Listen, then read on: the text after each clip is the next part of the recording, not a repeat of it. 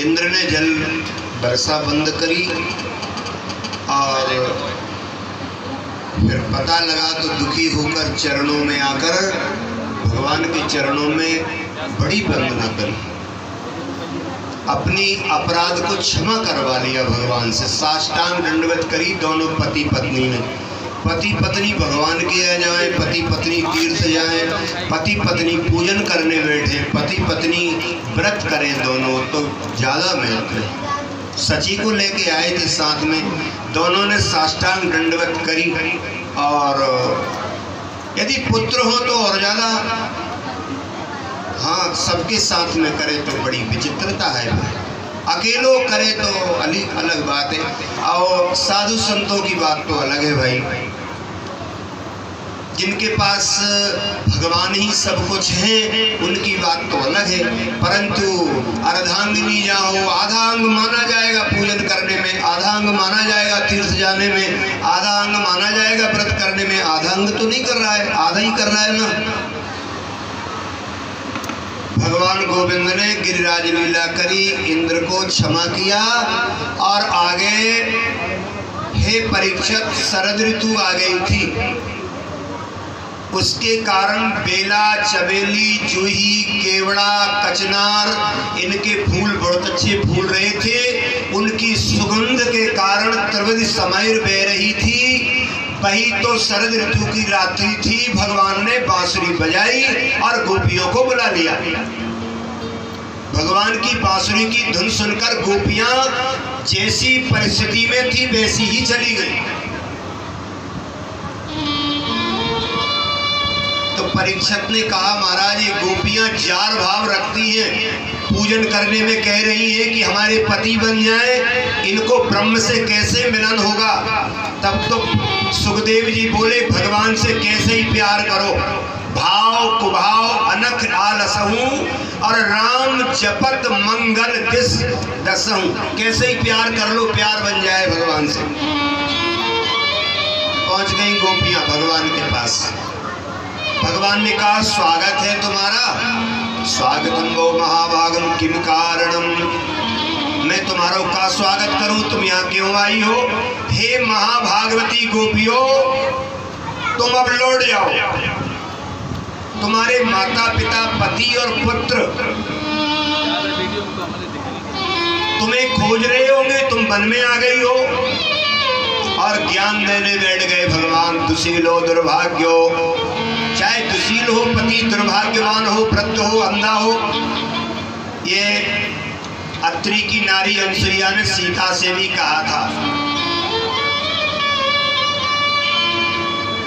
सदा रोग वश जड़धनहीना अंध बधिर क्रोधी अति दीना, ऐसे ही पति कर किए अपमाना, नारी चाहे सोई जमपुर जाना।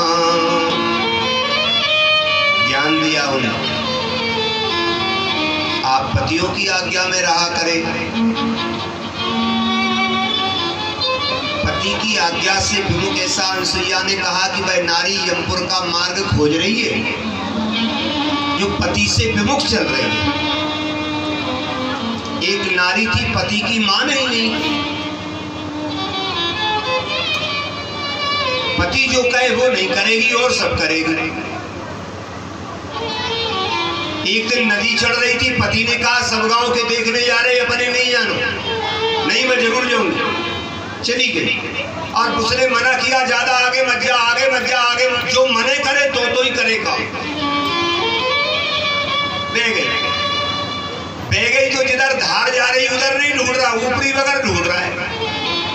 आदमी ने पूछा यहाँ कैसे बढ़ रहे हो, बोले हमारे घर से श्रीमती जी बह गई। कहाँ से बही है, बोले घाट से। तो बोले पगला इतने आएंगी कि होते गई होंगी, कि नहीं बात उल्टी चलती तो जा ही नहीं सकती, सीधी कहाँ जाएगी, बात उल्टी चढ़ेगी। भगवान समझा रहे हैं, दुशीलो दुर्भाग्यो, हे भाग्यवानियों, जो प्रारब्ध में मिल गया है। और एक बात और ध्यान रखना सब लोग, हमारे मन के अनुरूप कोई वस्तु नहीं होती, न न किसी के मन के अनुरूप धन है, न किसी के मन के अनुरूप प्रतिष्ठा है, न किसी के मन के अनुरूप बेटा है, न किसी के मन के अनुरूप पति है, न किसी मन के अनुरूप पत्नी है, मगर जो अनुरूप ना भी हो और उस विरूपता में भी अपने जीवन को चला के बता दे, वो भगवान का भक्त हुआ करता है। अपने अभाव में भी, जो वस्तु का अभाव हो उसमें भी जीवन चला के बता दे। किसी भी परिस्थिति से तालमेल बना लेना भगवान की भक्ति है। बैठ गई गोपियां कन्हैया को घेर कर, भगवान कह रहे हैं तुम घर लौट जाओ और धर्म को पालन करो। क्या करना है तुम्हें? गोपियों से धर्म को पालन करो।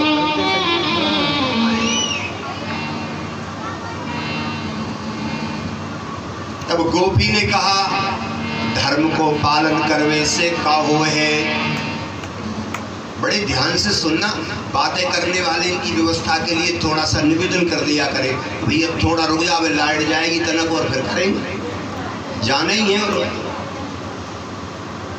क्या कहा भगवान से गोपी ने? भगवान ने कहा कि आप घर जाओ, धर्म को पालन करो। तो गोपी कहने लगी महाराज धर्म के पालन करने से क्या होता है? कृष्ण ने कहा धर्म के पालन करने से पाप दूर हो जाते हैं। तो गोपी कहने लगी पाप दूर करने से क्या होता है? कृष्ण ने कहा जिनका पाप दूर हो जाता है उनके मन शुद्ध हो जाते हैं। तो गोपी बोली मन शुद्ध होने के बाद में क्या होता है?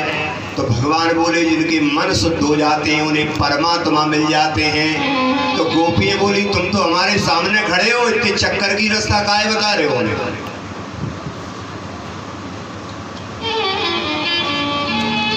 तब भगवान को और समझाने लगी एक गोपी, सुनो कन्हैया, एक पत्नी थी, उसका एक पति था, बड़ा प्यार था दोनों में।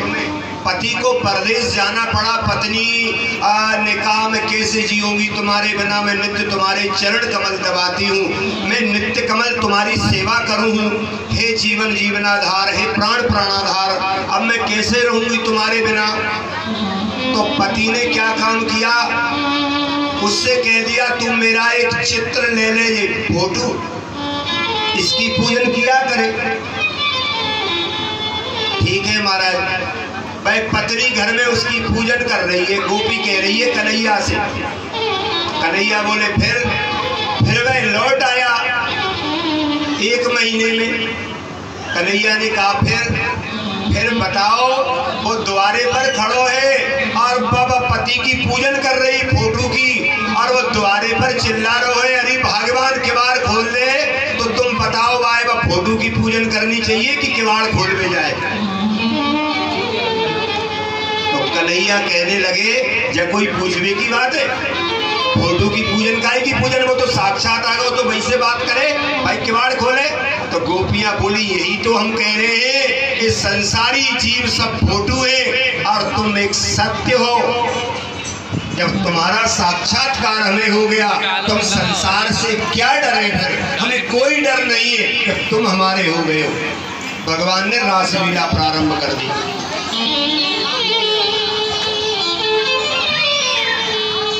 क्या किया है?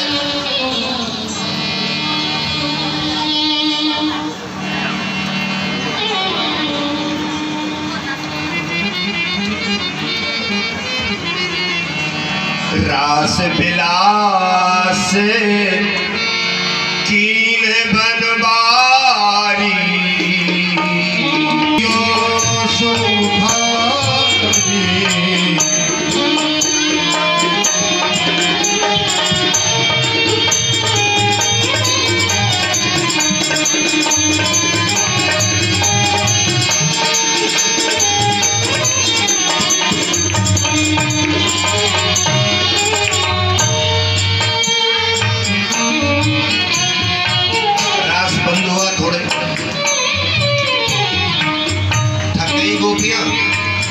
सर्वित होए बैठी सब काला,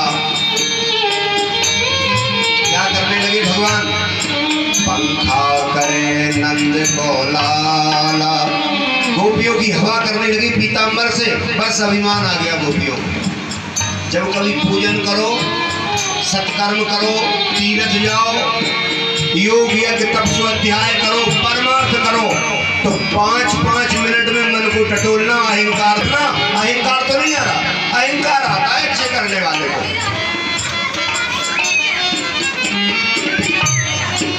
और अहंकारी की भक्ति सफल नहीं होती।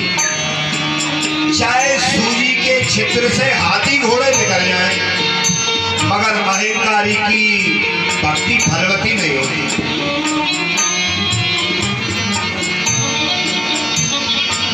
क्या किया भगवान?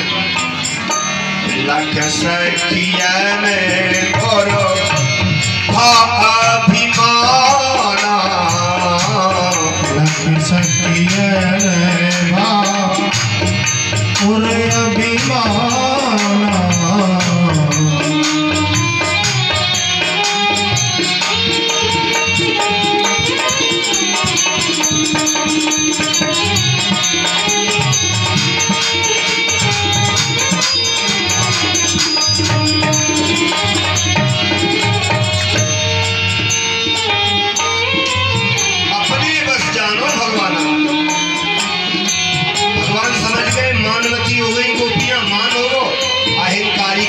भगवान रहे नहीं।